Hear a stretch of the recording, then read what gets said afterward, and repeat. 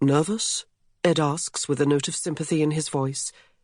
He's pouring out his favourite breakfast cereal, Rice Krispies.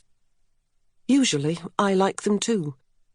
As a child, I was obsessed by the elfin-faced figures on the packet, and the magic hasn't quite left. But today, I don't have the stomach to eat anything.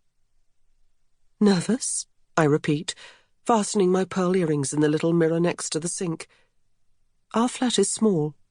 Compromises were made. About what? I almost add. Nervous about the first day of married life, perhaps? Nervous because we should have taken more time to find a better flat instead of one in the wrong part of Clapham, where both bedroom and bathroom are so small that my one tube of Rimmel foundation and my 2 lipsticks, rose pink and ruby red, snuggle up next to the teaspoons in the cutlery drawer. Or nervous about going back to work after our honeymoon in Italy. A week in Sicily, knocking back bottles of masala, grilled sardines and slabs of pecorino cheese in a hotel paid for by Ed's grandmother. Maybe I'm nervous about all these things. Normally, I love my work. Until now, I've been in employment law, helping people, especially women, who've been unfairly sacked. Looking after the underdog, that's me. I nearly became a social worker like Dad. But thanks to a determined careers teacher at school, here I am, a 25-year-old, newly qualified solicitor on minimum wage, struggling to do up the button at the back of my navy blue skirt. No one wears bright colours in a law office, apart from the secretaries, or so I was told when I started. And the fact that I was advised to wear a skirt suit, not trousers, don't even get me started. "We're moving you to criminal," my boss announced by way of a wedding gift. "We think you'll be good at it." So now, on my first day back, I'm preparing to go to prison. To see a man who's been accused of murder. I've never been inside a prison before. Never wanted to. It's an unknown world, one reserved for people who have done wrong. I'm the kind of person who goes straight back if someone has given me too much change in the newsstand when I buy my monthly copy of Cosmo.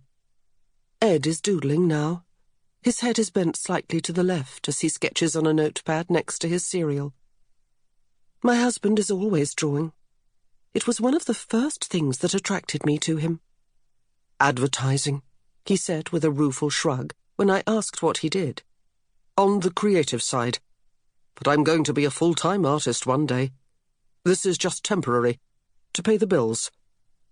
I liked that. A man who knew where he was going. But when he's drawing or painting, Ed doesn't even know which planet he's on. Right now, he's forgotten he even asked me a question. But suddenly it's important for me to answer it. Nervous? No, I'm not nervous.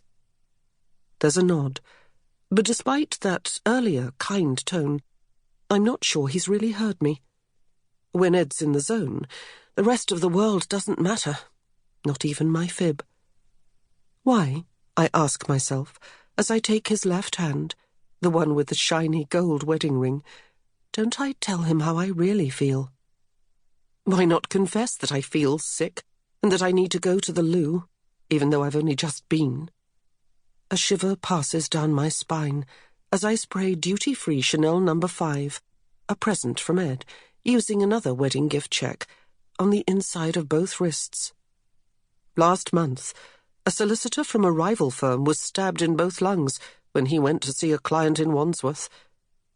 "Come on," I say, anxiety sharpening my usually light voice. "We're both going to be late."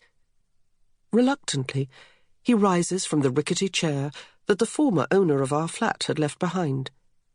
He's a tall man, my new husband. Lanky, with an almost apologetic way of walking, as if he would really rather be somewhere else. As a child, apparently, his hair was as golden as mine is today. "We knew you were a lily the first time we saw you," my mother has always said. But now it's a sandy brown. And he has thick fingers that betray no hint of the artist he yearns to be. We all need our dreams. Lilies are meant to be beautiful. I look all right from the top bit up, thanks to my naturally blonde hair and what my now-deceased grandmother used to kindly call elegant swan neck. But look below, and you'll find leftover puppy fat instead of a slender stem. No matter what I do, I'm stuck on the size 14 rail, and that's if I'm lucky. I know I shouldn't care, and Ed always says he doesn't, but I just do. On the way out, my eye falls on the stack of wedding cards propped up against Ed's records. Mr. and Mrs. E. MacDonald. The name seems so unfamiliar. Mrs. Ed MacDonald. Lily MacDonald.